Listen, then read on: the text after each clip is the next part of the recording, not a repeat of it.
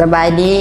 ข้าพเจ้าซื้อไซสมอนวงประเสริฐมีโรคประจำตัวผ่านมาเนาะเพราะว่าผ่านมาก่อนๆนี่เป็นโรคประจำตัวคือว่าเป็นหัวใจหัวเริ่มต้นตั้งอิดเพราะว่ากินยามาก็หลายปีมาหมอง4-5 ปีนี่แหละกินยากับบ่เศร้าว่าซั่นซะก็เลยมีมื้อนึงก็เลยไปกวดนั้นทันหมอไปคลินิกเขาเอโกให้มันเมื่อยเด้เนาะก็เลยมากวดหัวใจแล้วให้เขาเช็คเบื้องนี่เลยแล้วมาเห็นว่าทันหมอบอกว่าอยู่ใน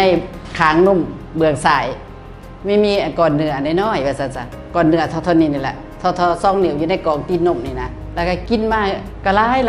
ลายปีเนาะก็บ่เศร้าว่าซั่นซะวันนี้มาที่ว่ามาฮู้จักกับน้องสาวที่เพิ่นแนะนำอาหารเสริมของบริษัทมาสเตอร์พีซมีวิกอรี่แล้วก็มีเอนไซม์พาซิโอแนะนำให้ข้าพเจ้ากินที่กินพาซิโอก่อนล้างลำไส้กินวิกอรี่แล้วกินเอนไซม์เสาเม็ดแรงเม็ดกินวิกอรี่และเอนไซม์ตื่นเช้ามาแล้วก็ใส่กินมาในใดกล่องที่3วิกอรี่ในเมื่อกินเนี่ยเสร็จแล้วเนาะข้าพเจ้าแล้วก็มาค้ำเบิ่งเพราะว่าผ่านมากเคยค้ำเบิ่งของตัวเองอยู่แล้วมันอยู่ในกล่องตีนนมเพราะว่าท่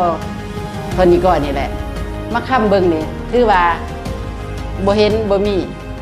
อันที่เนื้อลายที่ว่ามันมีอยู่ในกล่องนมเมืองนี่แล้วก็บ่นี่นะมันเป็นสีดำคือขี้แมงวันเวลาที่มันขึ้นนะมันขึ้นแล้วมันลักษณะแล้วมันสวดขึ้นมันสวดขึ้นประเด็นนี้ถือว่าเกี่ยงมิลินบ่มีจังว่ามาเบิ่งที่ว่ามานำใส่ผลิตภัณฑ์ของมาสเตอร์พีซนี้ถือว่าตอบโจทย์ดีเนาะข้าพเจ้าภูมิใจ